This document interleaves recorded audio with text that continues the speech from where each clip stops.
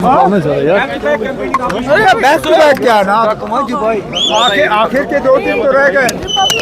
ऐसा नहीं है कि मैं लगातार 3 हफ्तों से कर रहा हूँ, 3 दिन है और मेरी एक जिम्मेदारी बनती है न सिर्फ तंजीम के नायब सदर की हैसियत से, बल्कि इस हैसियत से भी कि पिछले इलेक्शन में बड़गाम के लोगों ने मुझे कामयाब किया, तो कुछ चीज़ें बड़गाम के लोगों तक, कुछ बातें उन तक पहुंचाना ये मेरी जिम्मेदारी है और वो मैं जिम्मेदारी निभा रहा हूँ।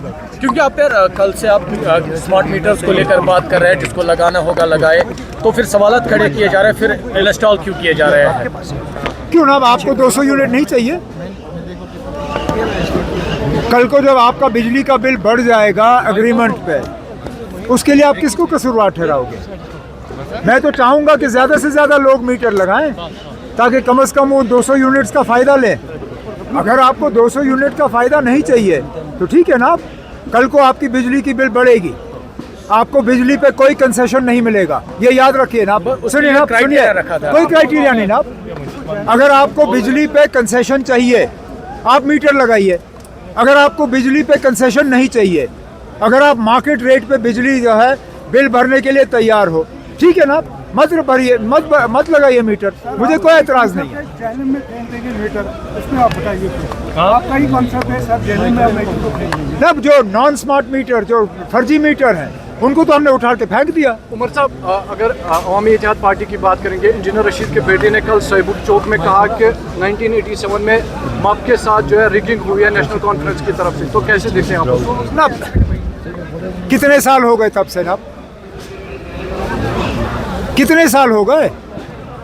तब तो जिस शख्स ने ये तकरीर की थी वो पैदा भी नहीं हुए थे, शायद उस वक्त उनके वालिद साहब स्कूल में थे। अब इस पे ना बार बार कोई बात करने, कोई नई बात करे ना। वो उन्होंने तो कहा था कि बारामूला की सीट जीतने के बाद उनके वालिद साहब रिहा हो जाएंगे, उनके वालिद साहब की रिहाई के लिए उन्होंने वोट मांगे थे। फिर क्या हुआ? बारामूला को एमपी मिला ही नहीं। वो कमी दूर करने के लिए हमने चौधरी मोहम्मद रमज़ान साहब को राज्यसभा भेजा ताकि कम से कम शुमाली कश्मीर की वहाँ नुमाइंदगी हो, क्योंकि आज पार्लियामेंट में शुमाली कश्मीर की कहीं से नुमाइंदगी नहीं हो रही है। तो 87 की बात छोड़िए ना, अब वो पिछले साल की बात करें, जो वालिद साहब की रिहाई के लिए वोट मांगे गए और वो हुआ ही नहीं, वो उस चीज़ का जवाब दे। बाकी चीज़ें हम बाद में बात करेंगे। मुझे ना अपनी यूनिवर्सिटियों से है ना, मुझे अपनी यूनिवर्सिटियों से है, सेंट्रल यूनिवर्सिटी से नहीं। हमें अपने यूनिवर्सिटी से गर्ज है ना, और हम अपनी यूनिवर्सिटी का जो है कर लेंगे। अब 15 के बाद जो हुकूमतें आईं उनसे पूछ लीजिए ना उसका क्या हुआ।